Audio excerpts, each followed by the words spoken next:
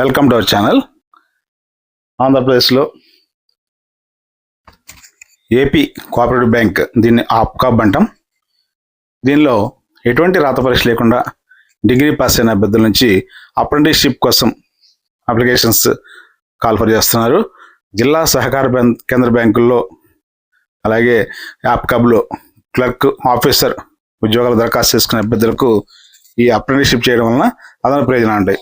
ఈ అప్రెంటిస్షిప్కి దరఖాస్తు చేసుకోవడం ఎలా, కావాల్సిన డాక్యుమెంట్లు ఏంటి, ఆన్లైన్ అప్లికేషన్ ప్రాసెస్ ఎలా ఉంటుంది, ఎంపిక విధానం ఎట్లా ఉంటుంది అనే అంశాలని ఈ వీడియోలో మీకు తెలియజేస్తున్నాం.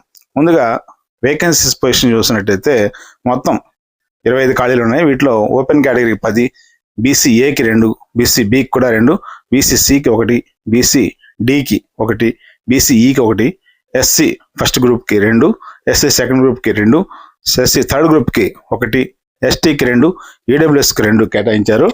అలాగే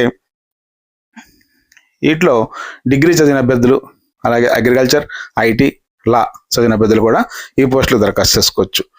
ఏజ్ లిమిట్ ఒకసారి పరిశీలించినట్టయితే 1/8/2026 నాటికి 20 సంవత్సరాల నుంచి 28 సంవత్సరాల వయసున్న అభ్యర్థులు అప్లై చేసుకోవచ్చు. అయితే ఓబీసీలకు 3 సంవత్సరాలు, ఎస్సీ ఎస్టీలకు 5 సంవత్సరాలు గరిష్ట వయోపరిమితిలో సడలింపు ఉంటుంది. దివ్యాంగులకైతే 10 సంవత్సరాల వరకు కూడా ఈ ఏజ్ రిలాక్సేషన్ వర్తిస్తుంది.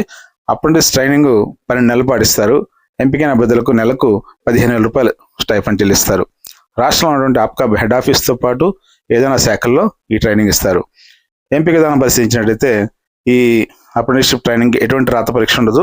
తెలుగు లోకల్ లాంగ్వేజ్గా చదివిన అభ్యర్థులకు మినహా మిగిలిన వారికి, అంటే ఇంగ్లీష్ మీడియం లేదా అవుట్ ఆఫ్ స్టేట్లో చదివినటువంటి వాళ్ళకి 10th క్లాస్ ఇంటర్లో తెలుగు లాంగ్వేజ్ లేని అభ్యర్థులకు మాత్రం లోకల్ లాంగ్వేజ్ టెస్ట్ని కండక్ట్ చేస్తారు. 10th క్లాస్ ఇంటర్ డిగ్రీలో వచ్చిన మార్కుల పర్సంటేజ్ ఆధారంగా ఈ సెలక్షన్ ప్రాసెస్ జరుగుతుంది. 10th ఇంటర్ డిగ్రీలో ప్రతి క్వాలిఫికేషన్కి 10 మార్కులు చొప్పున వెయిటేజ్ ఇచ్చి వచ్చిన పర్సంటేజ్ ప్రకారం షార్ట్ లిస్ట్ సిద్ధం చేస్తారు. ఈ షార్ట్ లిస్ట్లో ఉన్న అభ్యర్థులకు సర్టిఫికేట్ వెరిఫికేషన్ కోసం కాల్ఫర్ చేస్తారు.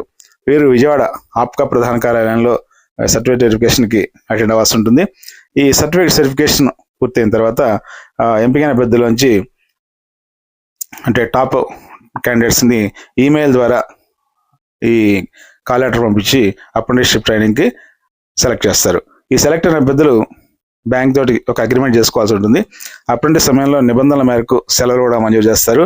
నెలకు 1 చొప్పున సిఎల్స్ తీసుకునే అవకాశం ఉంటుంది. అయితే ఒకేసారి 3 రోజుల కంటే కూడా ఎక్కువ లీవ్ పెట్టడానికి అనుమతించరు. బ్యాంకు పెన్నులో తప్పనిసరిగా అప్రెంటిస్ ట్రైనింగ్ పొందాల్సి ఉంటుంది. బ్యాంకు నిబంధనలకు విరుద్ధంగా లేదా డిసిప్లినరీ లేకుండా లేదా ఇంకేమైనా ఇర్రెగ్యులర్గా ప్రవర్తించే అభ్యర్థుల విషయంలో అప్రెంటిస్షిప్ రద్దు చేసే అవకాశం కూడా బ్యాంక్ ఉంటుంది. ఆ సమయంలో అప్రెంటిస్ రద్దయిన అభ్యర్థులు వారికి చెల్లించిన స్టైఫండ్ని రీబ్యాక్ చేయాల్సి ఉంటుంది.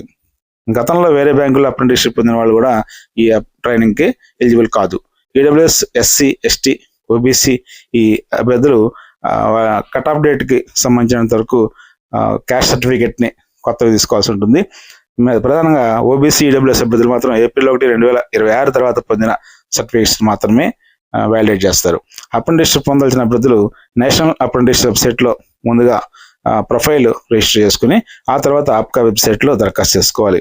11/8/2026 తేదీలోపు ఆన్లైన్ అప్లికేషన్స్ని ఆప్కాబ్ అధికారిక వెబ్సైట్లో సబ్మిట్ చేయాల్సి ఉంటుంది. ఈ అప్లికేషన్స్ సంబంధించి ఎటువంటి ఆఫ్లైన్ అప్లికేషన్స్ని యాక్సెప్ట్ చేయబోమని చెప్పి ఆప్కాబ్ మేనేజ్మెంట్ తెలియజేస్తుంది. Thank you very much.